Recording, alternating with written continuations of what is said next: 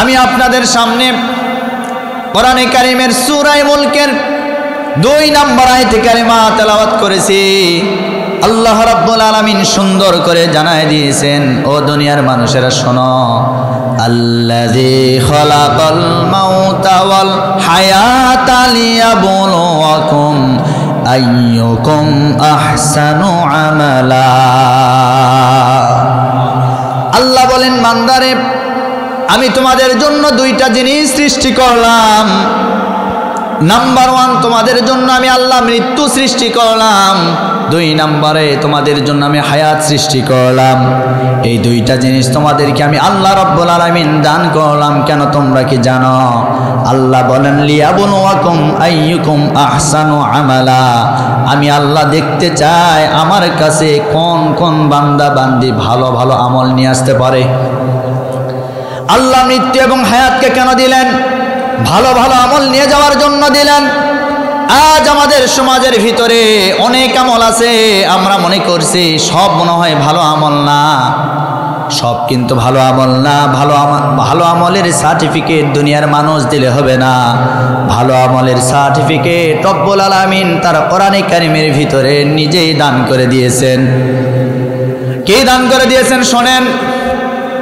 تؤمنون بالله ورسوله وتجاهدون في سبيل الله بأموالكم وأنفسكم ذلكم خير لكم إن كنتم تعلمون।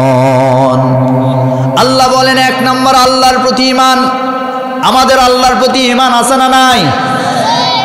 আল্লাহ বলেন, আমার প্রতি ঈমান আনতে হবে।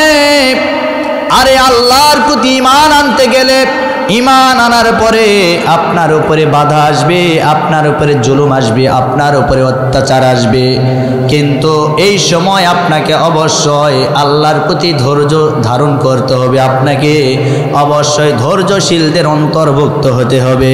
তার কারণ হলো দুনিয়ার জীবন, নবীজি বলেন, আর দুনিয়া সিজনুল মুমিন ওয়া জান্নাতুল কাফির।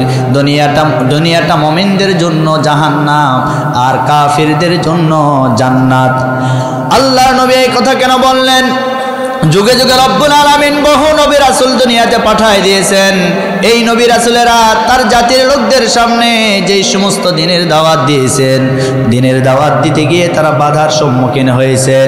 এমনকি আমার ভাইরা, আমার নবীজিও দিনের দাওয়াত দিতে গিয়ে বাধার সম্মুখীন হয়েছেন। আমার নবীজির সাহাবায়ে কেরামরাও দিনের দাওয়াত দিতে গিয়ে বাধার সম্মুখীন হয়েছেন। এজন্য আমার প্রিয় বন্ধুগণ, এই আল্লাহর প্রতি ঈমান আনতে গেলে আপনার উপরে জুলুম হবে, আপনার নামে মামলা হবে, হামলা হবে, জেলে যাওয়ার ভয় ভীতি দেখানো হবে। কিন্তু আপনাকে অবশ্যই এগুলির ভয়কে তোয়াক্কা না করে এক আল্লাহর প্রতি ঈমান আনয়ন করে আল্লাহর পথেই থাকতে হবে। যদি আপনি আল্লাহর পথে থাকতে পারেন, আল্লাহ রাব্বুল আলামিন আপনাকে জান্নাত দান করে দিবে। নবীজির একজন প্রিয় সাহাবী ছিল, তার নাম ছিল আব্দুল উজ্জা। ইসলাম গ্রহণের আগে নাম ছিল আব্দুল উজ্জা। ইসলাম গ্রহণের পরে ওই সাহাবীটির নাম হয়ে গেল আব্দুল্লাহ।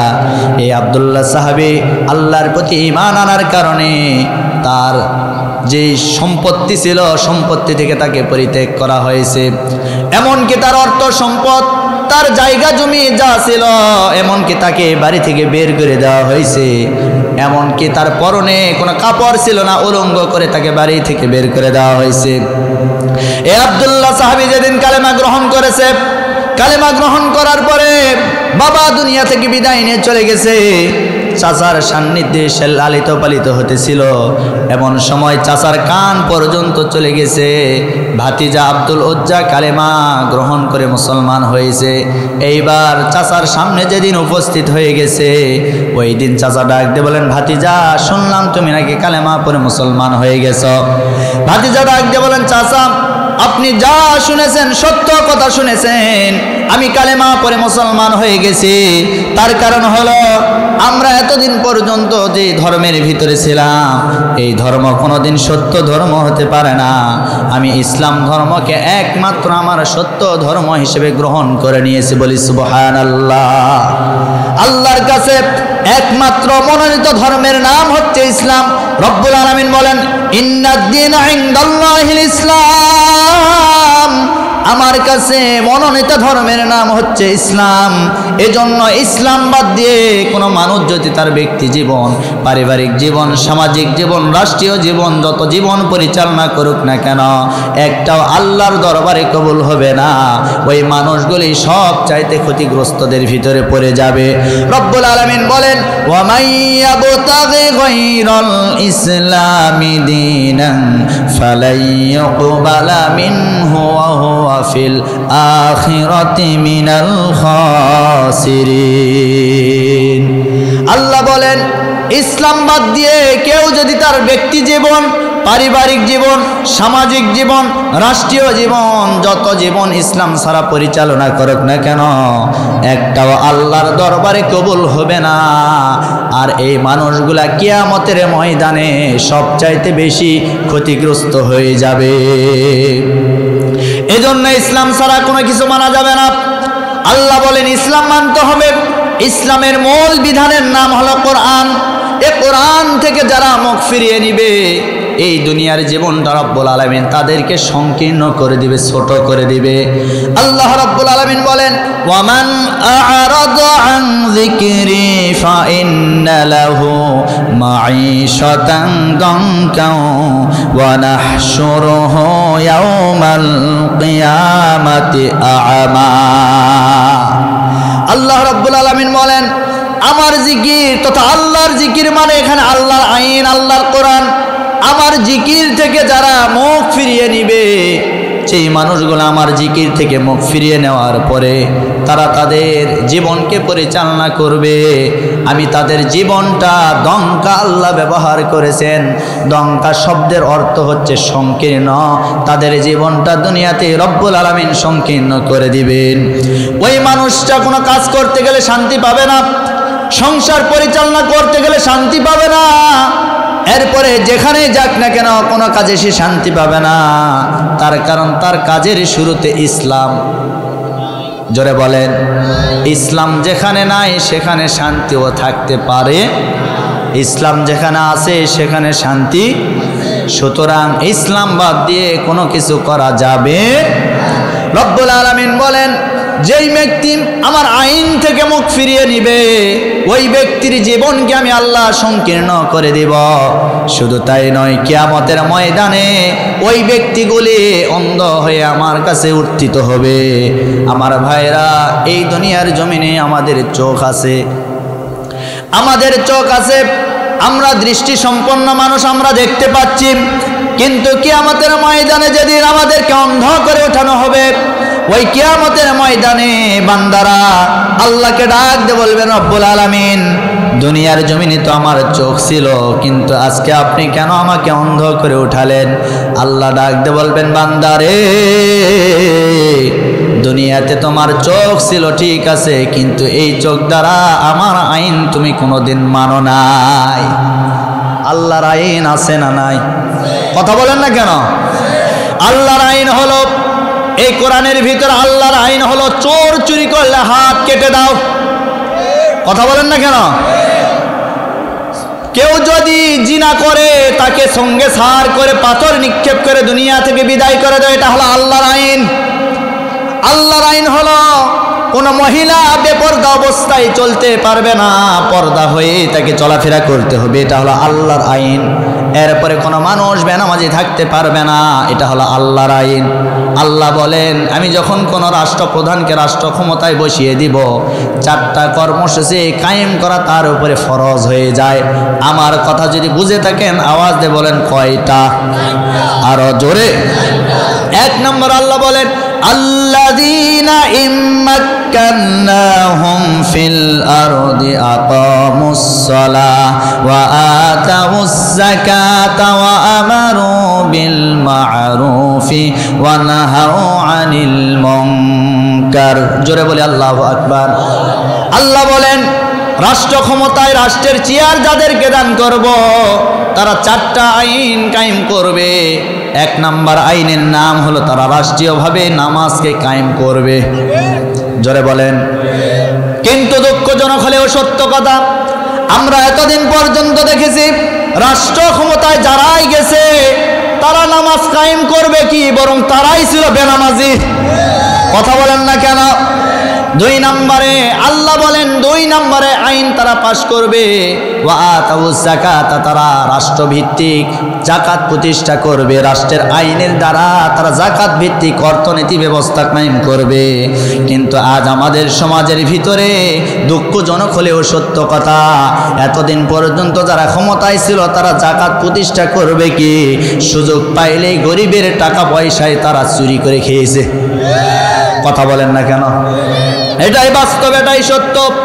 3 নম্বরে আল্লাহ বললেন ওয়া আমারু বিল মারুফ।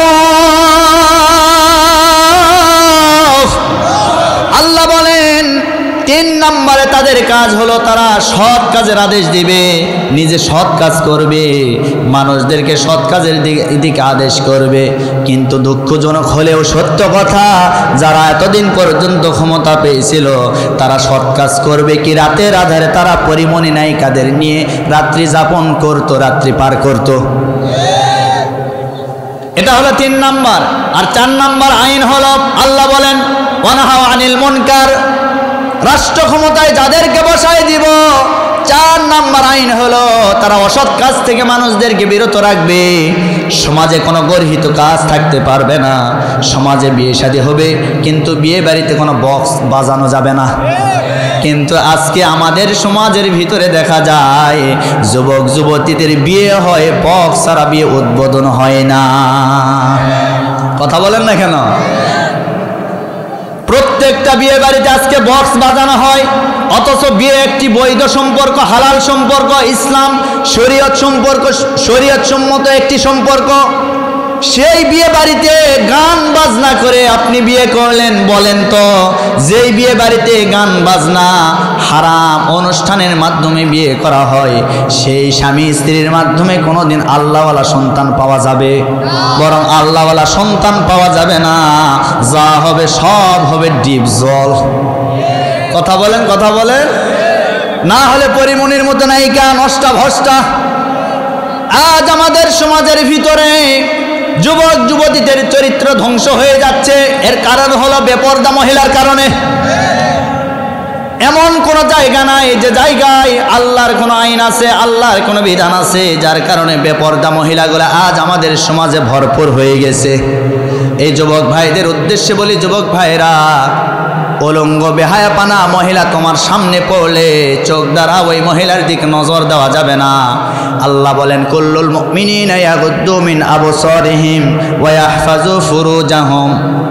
আল্লাহ বলেন কোন পর নারীর দিকে যদি তোমার দৃষ্টি চলে যায় তাহলে তোমার দৃষ্টিটা অবনত করো। এটা আমি আল্লাহ তোমার জন্য ফরজ করে দিলাম, এটাও আল্লাহর আইন। কথা বলেন না কেন? আমি আপনাদেরকে বলতেছিলাম, রাষ্ট্র ক্ষমতায় যাদেরকে রব্বুল আলামিন উঠায় দিবে তারা 4টি কর্মসূচি কায়েম করবে। 1 নম্বরে রাষ্ট্রনীতি, রাষ্ট্রের কর্মসূচি হবে রাষ্ট্রভিত্তিক নামাজ কায়েম করবে। 2 নম্বরে যাকাত ভিত্তিক অর্থনীতি ব্যবস্থা কায়েম করবে। আর 3 নম্বরে তারা সৎ কাজের আদেশ দিবে, অসৎ কাজ থেকে মানুষদেরকে বিরত রাখবে। এই 4টা আইন, 4টা কর্মসূচি। আচ্ছা বলেন তো, এটা কি আমি আইয়ুব আলী আনসারীর নীতি না আল্লাহর নীতি? আরো জোরে বলেন, আরো জোরে। আল্লাহর নীতি, এটা কায়েম করার দরকার আছে না নাই? আল্লাহ আমাদেরকে বোঝার তৌফিক দান করে বলে আল্লাহুম্মা আমিন। সম্মানিত ভাইরা আমার, আমি আপনাদেরকে যে কথা বোঝানোর চেষ্টা করতেছিলাম, আল্লাহ রাব্বুল আলামিন আমাদের জন্য 2টা জিনিস এই পৃথিবীর জমিনে সৃষ্টি করে দিয়েছেন। 1 নম্বরে মৃত্যু, 2 নম্বরে জীবন। আল্লাহ জীবনের আগে মৃত্যুর কথা কেন বললেন? তাফসীর কারকরা বিভিন্নভাবে তাফসীরের ভিতরে লিখেছেন। তাফসীর ইবনে কাসির থেকে আপনাকে শোনাই, আল্লাহ রাব্বুল আলামিন জীবনের আগে মারা যাবেন। রাত্রি 12টার দিকে মনে করেন আপনি মারা গেছেন, আপনার 5তলা ফ্ল্যাট আছে, ফ্ল্যাটের উপরে আপনি মারা গেছেন। মারা যাওয়ার পরে আপনার দেহটা আস্তে করে 5তলা ফ্ল্যাট থেকে সকালবেলা নিচে নামায়া বারান্দা উঠানের উপর আপনাকে রাখা হবে। আপনার লাশটার উপরে পাতলা পুরাতন একটা কাপড় দিয়া আপনার চেহারা, আপনার শরীরটা ঢেকে দেওয়া হবে। এমনকি আপনার কথা বলার কোনো ভাষা থাকবে না। আপনার এই লাশটাকে গোসল করানোর পরে আপনার লাশের উপরে সাদা কাফনের কাপড় দিয়া চকলেটের মতো পেঁচায়া মসজিদের যে বাহন আছে, মসজিদের যেই খাটুনি আছে, ওই খাটুনির উপর আস্তে করে আপনাকে রেখে দিবে। আজ দুনিয়াতে আপনি সুন্দর সুন্দর বিছানা ছাড়া ঘুমাতে পারতেন না, দামি দামি ব্র্যান্ডের গাড়ি আপনি ব্যবহার করেছেন, আপনি যখন সফরে গিয়েছেন সুন্দর গাড়ি ছাড়া আপনি ঘুরতে পারতেন না, ওই মফিজ বাসে লোকাল বাসে আপনি উঠতে পারতেন না, আপনি সুন্দর সুন্দর গাড়িতে চলাফেরা করেছেন। কিন্তু একটাবার আপনি মনে মনে ভেবে দেখুন তো, যেই দিন আপনি মারা যাবেন সেই দিনকে আপনার ওই সুন্দর গাড়িতে করে কবরস্থানে নিয়ে যাওয়া হবে, বরং না আপনাকে ওই কবরস্থানে নিয়ে যাওয়া হবে ওই ফকির, ওই এতিম মিসকিন, ওই ভ্যান চালক আব্দুল করিমের জন্য যেই গাড়ি, আপনার জন্য সেই গাড়িটা মসজিদে তৈরি করা আছে। আপনার জন্য একই গাড়ি, আমার জন্য একই গাড়ি, ওই গাড়িতে করে আমাদের সবাইকে নিয়ে চলে যাবে অন্ধকার কবরের দিকে।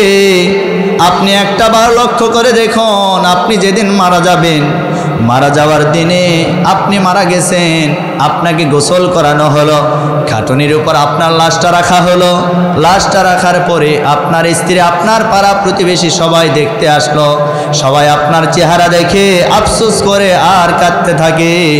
আপনি কিছুই বলতে পারেন না, বলার কোনো ভাষা আপনার নাই, আপনি কিছু বলতে পারেন না, শুধু শুনতে পারেন। এমন সময় আপনার জানাজার নামাজটা আদায় করার জন্য ফাঁকা একটা খোলা ময়দানে নিয়ে যাওয়া হবে।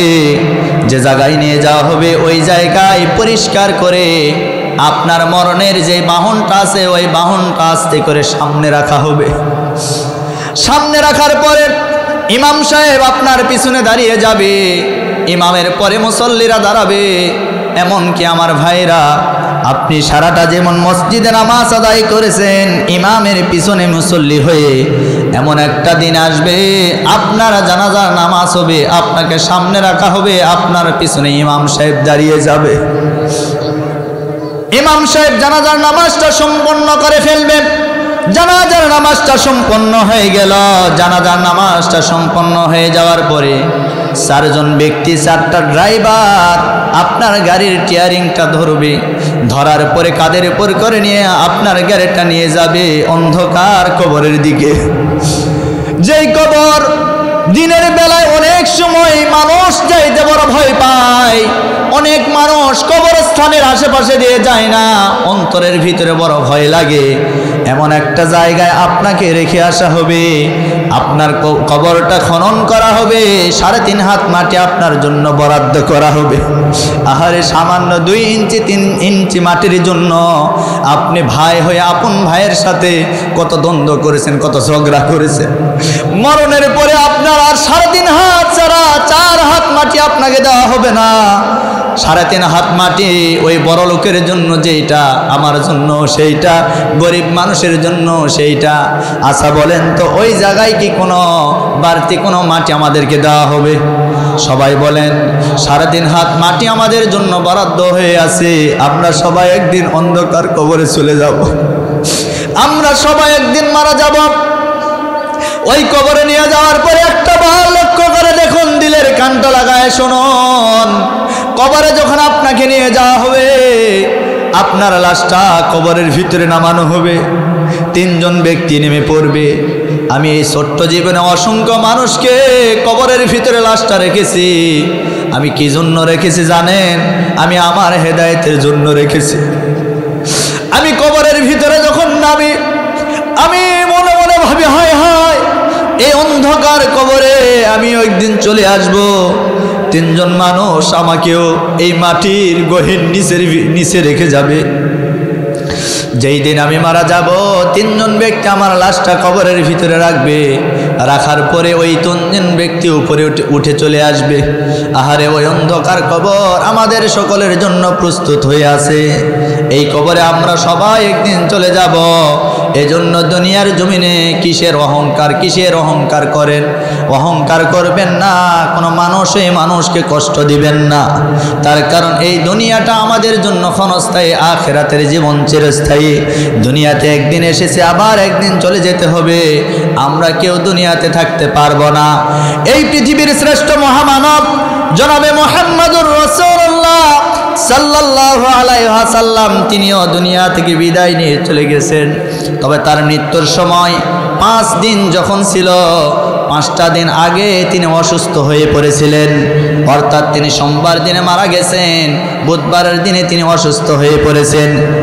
শরীরের ভিতরে প্রচণ্ড জ্বর, তিনি উঠতেও পারেন না, দাঁড়াতেও পারেন না। আম্মা জান আয়েশা সিদ্দিকা রাদিয়াল্লাহু তাআলা আনহার ঘরে তিনি অবস্থান করতেছিলেন। এমন সময় আম্মা জান আয়েশা সিদ্দিকা রাদিয়াল্লাহু তাআলা আনহাকে ডাক দিয়ে বলেন, ওগো আমার স্ত্রী রে, এখন কোন সময় চলছে? নবীজিকে বললেন, ইয়া রাসূলুল্লাহ, এখন আসরের ওয়াক্ত শুরু হয়ে গেছে। হযরতে বেলাল মসজিদে নববীতে আজান দিয়েছে। সমস্ত সাহাবীরা আপনার ইমামতির জন্য সবাই অপেক্ষমান হয়ে আছে। আমার নবীজি এইবার উঠতেও পারেন না, বসতেও পারেন না, দাঁড়াতেও পারেন না। 2 জন সাহাবীর কাঁধের উপরে ভর করে আমার নবীজি চলে গেলেন মসজিদে নববীতে। মসজিদে নববীতে যখন চলে গেলেন, আসরের নামাজের ওয়াক্ত শুরু হয়ে গেল। আমার নবীজি অসুস্থ অবস্থায় নামাজের মুসল্লায় দাঁড়িয়েছে। আমার নবীজি নামাজটা সম্পূর্ণ করে ফেললেন। আর আমার নবীজির পিছনে সাহাবায়ে কেরামরা চোখের পানি ফেলতেছিলেন আর বড় আফসোস করতেছিলেন, না জানি নবীজির পিছন থেকে নামাজ পড়া থেকে আজকে থেকে মনে আমরা মাহরুম হয়ে যাব। নবীজির নামাজ সম্পূর্ণ হয়ে গেল। হয়ে যাওয়ার পরে আমার নবীজি সাহাবায়ে কেরামদের দিকে মুখটা ফিরায় বসলেন। বসার পরে আমার নবীজি সাহাবায়ে কেরামদের দিকে মুখটা ফিরায় বসলেন। বসার পরে তিনি বক্তব্য দিতে শুরু করলেন। ডাক দিয়ে বলেন, ও সাহাবীরা, কান খাড়া করে শুনে নাও। আল্লাহর এক বান্দাকে রব্বুল আলামিন এই পৃথিবীর জাগতিক সব সম্পদ দিতে চেয়েছেন, কিন্তু সেই বান্দা সম্পত্তিগুলো গ্রহণ করে নাই। বরং তিনি চেয়েছেন সব সম্পদ তার কাছে তুচ্ছ, তার মালিকের সাথে তিনি এই মুহূর্তে দেখা করার জন্য উদ্গ্রীব হয়ে আছেন। সুবহানাল্লাহ, জোরে বলি। আমার প্রিয় বন্ধুগণ, জনাবে মুহাম্মদুর রাসূলুল্লাহ সাল্লাল্লাহু আলাইহি ওয়াসাল্লাম মারা যাবেন। তার পূর্ব মুহূর্তে সাহাবায়ে কেরামদেরকে বললেন, ও সাহাবীরা, আজকের পর থেকে এই মদিনার সমস্ত দরজা বন্ধ হয়ে যাবে, শুধুমাত্র একটা দরজা খোলা থাকবে। সেই দরজাটা খোলা থাকবে আমার বিপদের বন্ধু, আমার হিজরতের সাথী হযরতে আবু বকরের দরজাটা শুধুমাত্র খোলা থাকবে। আবু বকর রাদিয়াল্লাহু তাআলা আনহু এই কথাটা শোনার পরে চোখের পানি ফেলতেছিল, কান্না করতেছিল, আর মনে মনে ভাবতেছিল, আহারে, নবীজি যে মারিফতি কথাগুলা বললেন আমার আর বুঝতে বাকি নাই। আল্লাহ রাব্বুল আলামিন হয়তোবা তার বন্ধুকে দুনিয়া থেকে বিদায় করে নেবেন, আর কেউ বুঝতে পারে না। আবু বকর অঝর নয়নে কান্না করতেছিল। সাহাবায়ে কেরামরা প্রশ্ন করলেন, ও নবীর প্রিয় সাহাবী আবু বকর, আপনি কান্না করেন কেন? আপনার কান্নার কারণটা কি আমরা বুঝতে পারলাম না। এইবার আবু বকর সিদ্দিক রাদিয়াল্লাহু তাআলা আনহু ডাক দিয়ে বলেন, ও নবীর সাহাবীরা, তোমরা হয়তো বুঝতে পারো নাই, নবীজি যে কথাগুলি বলেছেন আমি বুঝতে পেরেছি। আল্লাহ রাব্বুল আলামিন তার বন্ধু, তার হাবিবকে এই দুনিয়া থেকে আল্লাহর সান্নিধ্যে নিয়ে যাবেন, অর্থাৎ নবীজির মৃত্যু হয়ে যাবে। আমরা সবাই কিন্তু নবীজির কাছ থেকে নামাজ পড়া থেকে ইতিম হয়ে যাব। নবীজির ভালোবাসা, নবীজির সেবা যত্ন যা কিছু আমাদেরকে করেছিল সব কিছু থেকে আমরা বঞ্চিত হয়ে যাব। এই কথাটা বলার পরে আমার নবীজি আম্মা জান আয়েশা সিদ্দিকা রাদিয়াল্লাহু তাআলা আনহার ঘরে চলে গেলেন। এইরকম করতে করতে 1 দিন 2 দিন 3 দিন পার হয়ে যায়। নবীজি উঠতেও পারে না, বসতেও পারে না। নবীজির শরীরে প্রচন্ড জ্বর। তিনি একবার আম্মা জান আয়েশা সিদ্দিকা রাদিয়াল্লাহু তাআলা আনহাকে ডাক দিয়ে বলেন, ও আমার প্রাণের স্ত্রী, আমার মাথার উপরে একটু জলপট্টিটা দিয়ে দাও, প্রচন্ড জ্বর এসেছে, আমি তো উঠতে পারি না, বসতেও পারি না। আম্মা জান আয়েশা সিদ্দিকা রাদিয়াল্লাহু তাআলা আনহা নবীজির এই কথা শোনার পরে একটা জলপট্টি নবীজির কপাল মোবারকের উপরে দিয়ে দিলেন। নবীজির একবার হোশ আসে, আরেকবার বেহোশ হয়ে যায়। আমার ভাইয়েরা, নবীজি যেই দিন মারা যাবেন সোমবার দিনে, তার পূর্ব মুহূর্তে আমার নবীজি নামাজের ওয়াক্ত হয়ে গেছে, নামাজে যেতে পারেন না। সাহাবায়ে কেরামরা আমার নবীজির জন্য অপেক্ষমান থেকে হযরত আবু বকর সিদ্দিক রাদিয়াল্লাহু তাআলা আনহুর ইমামতিতে নামাজ দাঁড়িয়ে গেছে, মসজিদে নববীতে নামাজ দাঁড়িয়ে গেছে। আমার নবীজি বললেন, ও আমার প্রাণের স্ত্রী রে, এখন কোন মুহূর্ত চলছে? আম্মা জানা আয়েশা বলেন, এখন নামাজের ওয়াক্ত চলছে। সাহাবায়ে কেরামরা অপেক্ষা করতে করতে আমার বাবার ইমামতিতে তারা জামাতে দাঁড়িয়ে গেছে, তারা জামাতবদ্ধ হয়ে গেছে। এই কথাটা বলার পরে নবীজি বললেন, ও আয়েশা, এই মুহূর্তে আমার মাথাটা উঁচু করে ধরো, তোমার কাঁধের উপরে একটু নাও, আমি একটু নামাজের দৃশ্যটা দেখতে চাই। এইবার আম্মা জানা আয়েশা সিদ্দিকা রাদিয়াল্লাহু তাআলা আনহা নবীজির মাথা মোবারকটা আস্তে করে উঠায় ধরলেন। ধরার পরে আমার নবীজি মসজিদে নববীর দিকে দৃষ্টিটা নিক্ষেপ করার পরে নবীজির চোখ বেয়ে বেয়ে পানি পড়তেছিল। আম্মা জানা আয়েশা সিদ্দিকা রাদিয়াল্লাহু তাআলা আনহা ডাক দিয়ে বলেন, ইয়া রাসূলুল্লাহ, ইয়া হাবিবাল্লাহ, আজকে আপনি কাঁদেন কেন? আপনার কাঁদার কারণটা কি আমি জানতে চাই। নবীজি ডাক দিয়ে বলেন, আয়েশা রে, এই কান্না আমার কোনো দুঃখের কান্না নয়, এই কান্না আজকে আমার সুখের কান্না। তার কারণ হলো আমি দুনিয়া থেকে বিদায় নিয়ে চলে যাব, আর আজকে আমি মসজিদে নববীতে দেখতে পাচ্ছি আমার অনুপস্থিতিতে তোমার বাবার ইমামতিতে সাহাবায়ে কেরামরা জামাতে দাঁড়িয়ে গেছে, সারিবদ্ধ হয়ে নামাজটা আদায় করছে। আর এই নামাজের দৃশ্যটা দেখে আমার মনটা বড় ভরে গেছে, আমি খুশি হয়ে আবেগ আপ্লুত হয়ে আমার চোখ বেয়ে বেয়ে পানি পড়তেছিল। আমার প্রিয় বন্ধুগণ, আমার নবীজি বললেন, ও আয়েশা, তুমি হয়তো জানো না, এ নামাজ কায়েম করতে গিয়া কত মার খেয়েছি আমি, কাফেরদের জুলুমের শিকার হয়েছে। ওই তাইফের ময়দানে আমাকে পাগল ভেবে ছোট্ট ছোট্ট বাচ্চারা পাথর মেরেছে, আমাকে রক্তাক্ত করেছে। উহুদের ময়দানে আমার দান মোবারক শহীদ হয়ে গেছে। এমন কেউ আয়েশা, তুমি হয়তো জানো না, এই নামাজ কায়েম করতে গিয়া আমি সহ তোমার বাবা সহ একদিন কাবার চত্বরে ছিলাম। ওই কাফেরের বাচ্চারা এসে আমাকে সহ তোমার বাবাকে সহ আমাদের দুজন কেমন ভাবে ধরেছে, মারতে মারতে আমাদেরকে রক্তাক্ত করে ফেলেছে, আমরা কোনো কথা বলতে পারি নাই। আমার প্রিয় বান্দাগণ, আমার নবীজি এই ঘটনাটা বললেন। আমার নবীজি কাবার চত্বরে একদিন আবু বকর সিদ্দিক রাদিয়াল্লাহু তাআলা আনহুকে নিয়ে আমার নবীজি দাঁড়িয়ে আছেন। এমন সময় কাফের বেঈমানেরা এসে আবু বকরকে ধরলেন, নবীজিকেও ধরলেন। ধরার পরে নবীজিকে ছেড়ে দিলেন। আবু বকরকে মারতে মারতে মুখটা এমন ভাবে চিৎলা করে দিলেন, মুখ দিয়ে রক্ত ঝরতেছিল। এই রক্ত ঝরার পরে ওই কাফের বেঈমানেরা আবু বকর আর নবীজিকে ছেড়ে দিয়ে তারা চলে গেল।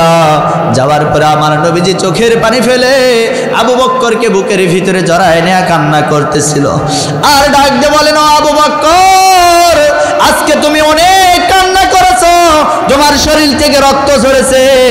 আসো আসো, আমরা আর এই কাবার চত্বরে থাকতে চাই না, আমরা চলে যেতে চাই মরু প্রান্তরে, যে জায়গায় কোনো মানুষ নাই, কোনো গাছ নাই, কোনো পশু পাখি কিছুই নাই। আমরা নীরব নিস্তব্ধ এলাকায় পাহাড়ের কোনো পাদদেশে গিয়ে বসে বসে দুই বন্ধু আমরা গল্প করতে চাই।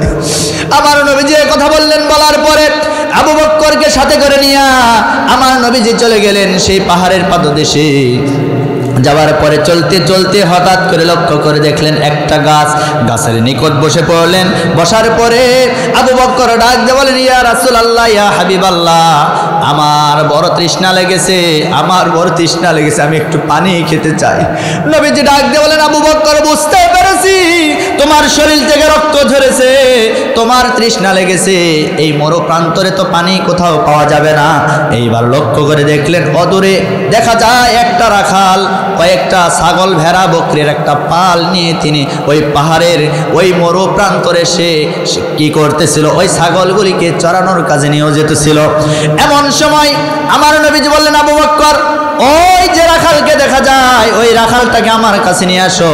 তাকে আমি কিছু কথা বলতে চাই। এইবার রাখালকে ডেকে নিয়ে আসা হলো। আসার পরে আমার নবীজি রাখালকে বললেন, ও রাখাল, আমি তোমার কাছে একটা জিনিস চাইবো, তুমি কি দিবা? রাখাল বললেন, ও পথিক, আপনাকে আমি চিনি না, তবে আপনি আমার কাছে কি চান জলদি করে বলুন। এইবার নবীজি বললেন, রাখাল, আমি তোমার কাছে একটা ছাগি চাই, যেই ছাগিটার এখনো বাচ্চা হয় নাই, যেই ছাগি এখনো গর্ভবতী হয় নাই, ওই ছাগি আমি তোমার কাছে চাই। ওই ছাগি থেকে আমি একটু দুধটা দহন করতে চাই। এইবার রাখাল ডাক দিয়ে বলেন, ও পথিক, আপনি কি পাগল মানুষ নাকি? আপনার মাথা মনে হয় খারাপ হয়ে গেছে। আপনি কি জানেন না যেই ছাগি কোনোদিন গর্ভবতী হয় নাই, যেই ছাগি কোনোদিন বাচ্চা প্রসব করে নাই, সেই ছাগির কাছ থেকে আপনি আবার দুধটা দহন করবেন কেমনে? এখন আপনাদের কাছে আমি বলতে চাই, আমার নবীজি দহন করতে পারবে কি পারবে না? সবাই হাত তুলে বলেন, পারবে কি পারবে না? লিল্লাহি তাকবীর।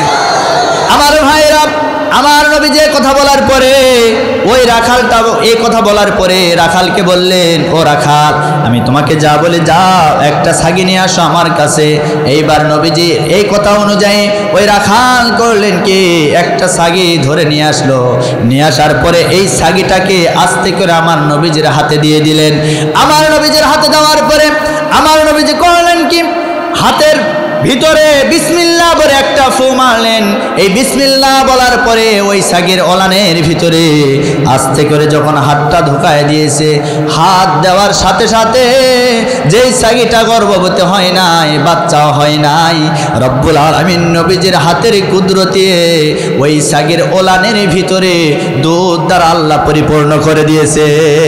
আল্লাহু আকবার। আমার ভাইয়েরা, আমার নবীজির হাতের বরকত আছে না নাই? আমার নবীজির সম্মান কম না বেশি? সবাই বলেন, আরো জোরে বলেন। সুতরাং আজ আমাদের দেশের ভিতরে কোন নাস্তিক, কোন বেঈমান যদি আমার নবীজিকে নিয়ে কটূক্তি করে, সেই নাস্তিকের বিচার আমরা চাই কি চাই না? জোরে বলেন, চাই কি চাই না? এই দীর্ঘ 15 বছর আমরা দেখেছি, একজন নেতাকে কেউ যদি গালি দেয়, কেউ যদি কটূক্তি করত, ওই মানুষটাকে ধরে জেলখানায় বন্দি করত, নয়তো বা তাকে বিচারের আওতায় এনে ফাঁসির কাস্টে ঝুলিয়ে তাকে মারা হতো। আমরা বলতে চাই, দুনিয়ার সকল নেতা, সকল রাজনৈতিক মতবাদের নেতা, সকল মানুষের শ্রেষ্ঠ নেতা আমার আপনার নবী বিশ্বনবী মুহাম্মদুর রাসূলুল্লাহ।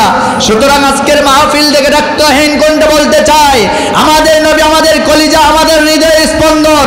সুতরাং সেই নবীকে নিয়ে কোন নাস্তিক, কোন বেঈমান, কোন কাফের, কোন মুশরিক যদি কটূক্তি করে, ওই নাস্তিকের জিহ্বা ছিঁড়ে আমরা টেনে ছিঁড়ে ফেলবো। কথা বলেন ঠিক কিনা? আমাদের দাবি হলো, আমরা মুসলমান, আমাদের নবীকে নিয়ে কেউ কটূক্তি করলে বাংলাদেশে আমরা আগামীতে এমন একটা আইন চাই, যে আইনের মাধ্যমে ওই নাস্তিকবাদীদের ফাঁসি কার্যকর করতে হবে। কারা কারা রাজি? তো হাত তোলা, আল্লাহকে দেখায়। লিল্লাহি তাকবীর। আল্লাহ কবুল করুন। আচ্ছা, আপনারা কি কষ্ট পাচ্ছেন? আর 10 মিনিট আলোচনা চলুক, কি বলেন আপনারা? চলবে? কষ্ট হয়। নবীর প্রেম দেখেন, আমার নবীজির কত বরকত, কত রহমত। আমার নবীকে আল্লাহ এত সম্মান দিয়েছেন। নবীজি এবার কি করলেন, তার হাতটা ওলানের ভিতরে দিলেন, দুধে পরিপূর্ণ হয়ে গেল। একটা গিলাস নিলেন, পেয়ালা নিলেন, নবীজি দহন করতে লাগলেন। দুধটা দহন হয়ে গেল, পেয়ালা ভর্তি হয়ে গেল। আবু বক্করকে বললেন, আবু বক্কর, এই নাও, অসংখ্য রক্ত ঝরিয়েছো, কষ্ট করেছো, মার খেয়েছো, তোমার নামে মামলা হয়েছে, হামলা হয়েছে, এই রহমতের খাবারটুকুন খেয়ে তুমি তোমার তৃষ্ণাটা নিবারণ করে নাও। এই কথা বলার পরে আবু বক্করের হাতে দিলেন। আবু বক্কর বিসমিল্লাহ বলে পান করলেন। পান করতে করতে এক পর্যায়ে দুধ পান করতে করতে তার বুক থেকে গলা পর্যন্ত উঠে এসেছে। ওঠার পরে আবু বক্কর ডাক দিয়ে বলেন, ইয়া রাসূলুল্লাহ, আপনি যে দুধটা আমাকে দিয়েছেন, আমি দুধ পান করেছি, আমার পেট ভরে গেছে, আমার তৃপ্তি হয়ে গেছে, আমি আর পান করতে চাই না। নবীজি, এই যে নেন পিয়ালা। নবীর হাতে দিলেন। নবীজি ডাক দিয়ে বলেন, আবু বক্কর, এ রাখাল, দুজনে আমার দিকে লক্ষ্য করে দেখো, তোমরা দেখো তো পিয়ালা থেকে কি এক ফোঁটা দুধও কমে গেছে?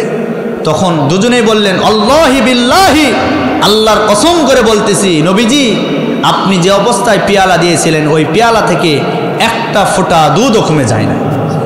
আল্লাহু আকবার। নবীজি বললেন কমবে না, এটা আমার হাতের বরকত। সুবহানাল্লাহ কোন? কার হাতের বরকত? নবীজির হাতের বরকত। আবু বকরকে কথা বলার পরে আবার রাখালকে বললেন, রাখাল নাও, এই মরুপ্রান্তরে তুমি রাখালের দায়িত্ব পালন করো, অনেক কষ্ট করেছো, অনেক কষ্ট করো, অনেক পরিশ্রম দিয়েছো, এই দুধটুকুন খেয়ে তুমি একটু তৃষ্ণাটা নিবারণ করো।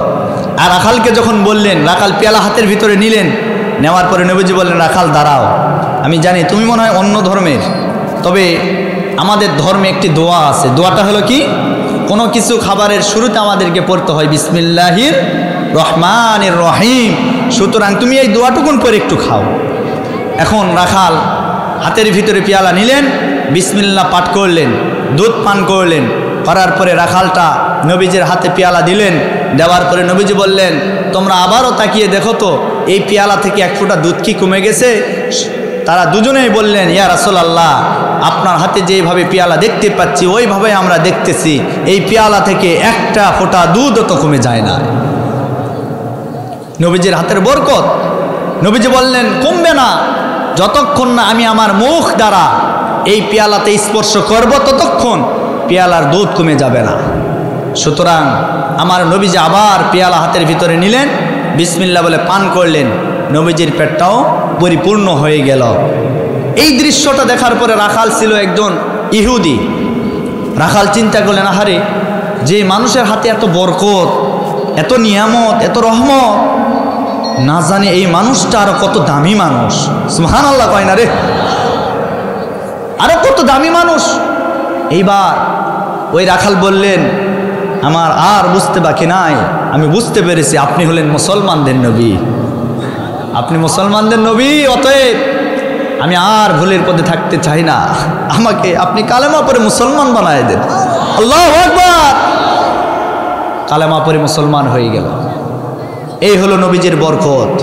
আমার প্রিয় বন্ধুগণ, আমি বলতেছিলাম, কি বলতেছিলাম, আমার নবীজি ওই যে মনে আছে মৃত্যুশয্যায়, নবীজি চেহারা উঁচু করে ধরলেন, চোখ দিয়ে পানি পড়তেছিল। আম্মা জানা আয়েশাকে বলতেছিল, ওগো আয়েশা, তুমি কি জানো এই নামাজ কায়েম করতে গিয়ে কত মার খেয়েছে, কত নির্যাতিত হয়েছে, কত হামলা হয়েছে, কত মামলা হয়েছে আমার।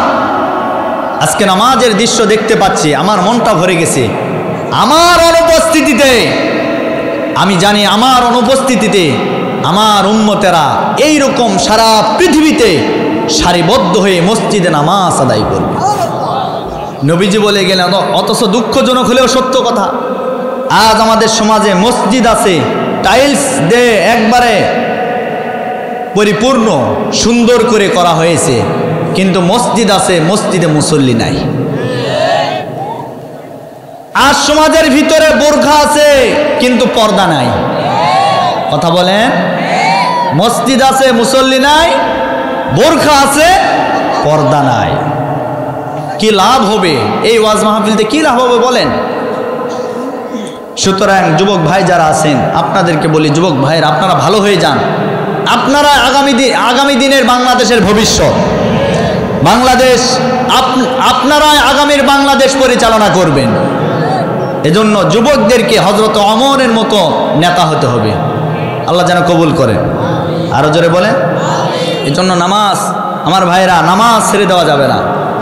আমার নবীজি মৃত্যুকালে শেষ বাক্য যে কথা বলে গেছে, আসসালাত আসসালাত ওয়া মা মালাকাত আইমানুকুম, নামাজ নামাজ, আমার উম্মতেরা নামাজ, নামাজ ছেড়ে দিও না, নামাজ ছাড়া যাবে না। আজ আমরা নবীর উম্মত, আমরা নামাজ পড়তে যাই না, আমরা মসজিদেও যাই না, এরপরে আমাদের ছেলে মেয়ে যারা আছে তাদেরকে নামাজে বানানোর চেষ্টাও করি না। কেমনে আমরা করব? কারণ মা বাবাই তো নামাজ পড়ে না, সন্তানরা আবার নামাজ পড়বে কি? আজকে যদি মা বাবা নামাজি হতো, এই সন্তানগুলি আজকে নামাজি হয়ে যেত। সুতরাং মা বাবাকে সর্বপ্রথম ভালো হওয়া রাখবে, তার কারণ মাও ভালো, এর গর্ভ থেকে সন্তানও ভালো বের হবে। আর যদি মা 2 নম্বরে হয়, ওর সন্তান হবে 3 নাম্বার। এই জন্য মা ভালো, সন্তান ভালো, গাছ ভালো হলে গাছ থেকে ভালো ফল আশা করা যায়, মা যদি ভালো হয় ওই মায়ের গর্ভ থেকে নেককার সন্তান আশা করা যায়। আজকে আপনাদের এই মাদ্রাসার উদ্যোগে মাহফিল, আপনারা এই এলাকায় যতগুলি ছাত্র আছেন, যতগুলি আমার ছোট্ট ছোট বাচ্চারা আছেন, আপনাদেরকে অনুরোধ করে যায় যারা অভিভাবক আছেন, অন্তত আপনার প্রাথমিক শিক্ষা মাদ্রাসায় যেন হয়। ওই কিন্ডার গার্ডেন কেজি স্কুলে শিক্ষা করে আপনি কোনোদিন মানুষের মতো মানুষ হতে পারবেন না। আজকে আপনি মাদ্রাসায় শিক্ষা গ্রহণ করবেন, আপনার সন্তানকে যদি আপনি সর্বপ্রথম মাদ্রাসার শিক্ষা যদি আপনি গ্রহণ করাতে পারেন, আমার বিশ্বাস বৃদ্ধ অবস্থায় আপনাকে বৃদ্ধাশ্রমে যাওয়া লাগবে না। কথা বলেন ঠিক কিনা? আজ অনেক শিক্ষিত মানুষ আছে, আজ অনেক শিক্ষিত সমাজ আছে যারা দেখবেন সরকারি চাকরি করে, বড় বড় চাকরি করে, কিন্তু শুধুমাত্র দিনের জ্ঞান তাদের ভিতরে না থাকার কারণে অনেক সন্তানদের বাবারা আজকে বৃদ্ধাশ্রমে দিন যাপন করছে। দুঃখের কথা কাকে বলবে? অথচ একটা বার মনে করে না যে মা বাবার মাধ্যমে দুনিয়াতে আমি আসলাম, যে মা বাবা আমাকে দুনিয়াতে নিয়ে আসলেন, সেই মা বাবাকে আজকে কেমনে আমি বৃদ্ধাশ্রমে রেখে আসি। আজকে আপনি একটাবার লক্ষ্য করুন, এ যুবক ভাইরা, তরুণ ভাইরা, আমি আপনাদেরকে বলতে চাই, আজকে আপনার যাদের মা বাবা আছে, মা বাবাকে সম্মান করবেন, মা বাবাকে শ্রদ্ধা করবেন, মা বাবাকে ভালোবাসবেন। তার কারণ হলো এই পৃথিবীর সবচাইতে মহামূল্যবান সম্পদের নাম হচ্ছে মা আর বাবা।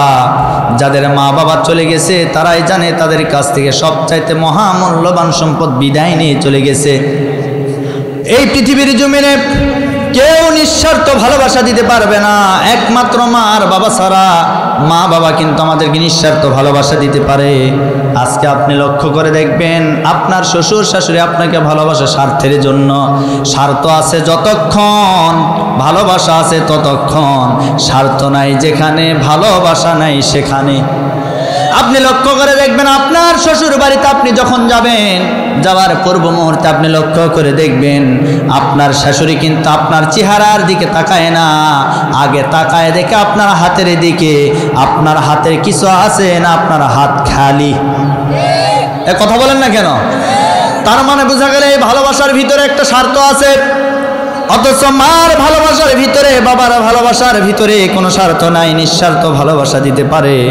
আমার প্রিয় বন্ধুগণ, আমার ভাইরা, একটা সন্তান যদি ঢাকা শহরে বসবাস করে, 6 মাস পরে যদি সন্তানটা বাড়িতে আসার জন্য যদি নিয়ত করে, মাকে একটাবার ফোন দিয়ে জানায় দিয়েছে, মা আমি তোমার সন্তান, আজকে আমি বাড়িতে আসতেছি, মা তুমি আমার জন্য রেডি হয়ে যাও। মা দেখবেন সকাল থেকে নিয়ে সন্ধ্যা পর্যন্ত, রাত পর্যন্ত ওই সন্তান আসার অপেক্ষা করে মা কিন্তু উদ্গ্রীব হয়ে যায়, মা ব্যস্ত হয়ে যায়। মা সুন্দর করে বিছানা তৈরি করে রাখে, আমার সন্তান আজকে 6 মাস পরে চলে আসবে। আমার ভাইরা, রাত্রি যখন 12টা বাজে, আমার মা আবার কিন্তু ওই সন্তানকে ফোন দিতে শুরু করে, বাবারে তুই কোথায়, এখন কোথায় আছো, জলদি করে বলো। সন্তানটা ডাক দিয়ে বলেন, মা আমি তো রংপুর শহরের ভিতরে ঢুকলাম, আর 2-1 ঘন্টার ভিতরে আমি বাড়িতে চলে আসব। এই কথাটা বলে আপনি লক্ষ্য করে দেখবেন আপনার স্ত্রী, আপনার সন্তানেরা একটাবারও আপনার খোঁজ খবর নেয় না। অথচ মা আপনাকে বারবার খোঁজ খবর নেই কেন জানেন? মায়ের ভিতরে সন্তানের ভালোবাসা কম না বেশি?